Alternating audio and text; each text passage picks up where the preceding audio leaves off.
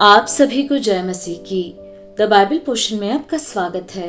हमारा आज का वचन है पहला शमूएल 26वां अध्याय वचन 1 से 12। फिर जीपी लोग गिबा में शाऊल के पास जाकर कहने लगे कि दाऊद उस हकीला नामक पहाड़ी पर जो यशीमोन के सामने है छिपा नहीं रहता।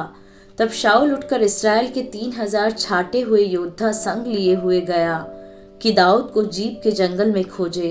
और शाऊल ने अपनी छावनी मार्ग के पास हकीला नामक पहाड़ी पर जो यशीमोन के सामने है डाली, परंतु दाऊद जंगल में रहा और उसने जान लिया कि शाऊल मेरा पीछा करने को जंगल में आया है। तब दाऊद ने भेदियों को भेजकर निश्चय कर लिया कि शाऊल सचमुच आ गया है। तब दाऊद उठकर उस स्थान पर गया जहाँ शाऊल पड़ा था, और दाऊद ने उस स्थान को देखा जहाँ शाऊल अपने सेनापति नेर के पुत्र अब्नेर समेत पड़ा था। शाऊल तो गाड़ियों की आड़ में पड़ा था और उसके लोग उसके चारों ओर डेरे डाले हुए थे। तब दाऊद ने हित्ती अहीमेलेक और सरूया के पुत्र योआब के भाई अबीशै से कहा, मेरे साथ उस छावनी में शाऊल के पास कौन चलेगा?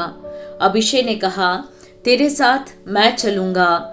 अतः दाऊद और अबीशै रातों रात उन लोगों के पास गए, और क्या देखते हैं कि शाऊल गाड़ियों की आड़ में पड़ा सो रहा है और उसका भाला उसके सिरहाने भूमि में गड़ा है, और अब्नेर और योद्धा लोग उसके चारों ओर पड़े हुए हैं।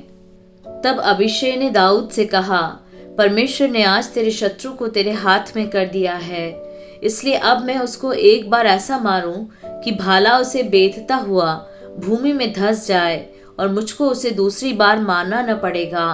दाऊद ने अबीशै से कहा, उसे नष्ट न कर, क्योंकि यहोवा के अभिषिक्त पर हाथ चलाकर कौन निर्दोष ठहर सकता है? फिर दाऊद ने कहा, यहोवा के जीवन की शपथ, यहोवा ही उसको मारेगा, या वह अपनी मृत्यु से मरेगा, या वह लड़ाई में जाकर मर जाएगा। यहोवा न करे कि मैं अपना हाथ यहोवा के अभिषिक्त पर उठाऊं। अब उसके सिरहाने से भाला और पानी की सुराही उठा ले और हम यहाँ से चले जाएं। तब दाऊद ने भाले और पानी की सुराही को शाऊल के सिरहाने से उठा लिया और वे चले गए। किसी ने इसे न देखा और न जाना और न कोई जागा, क्योंकि वे सब इस कारण सोए हुए थे कि यहोवा की ओर से उनमें भारी नींद समा गई थी।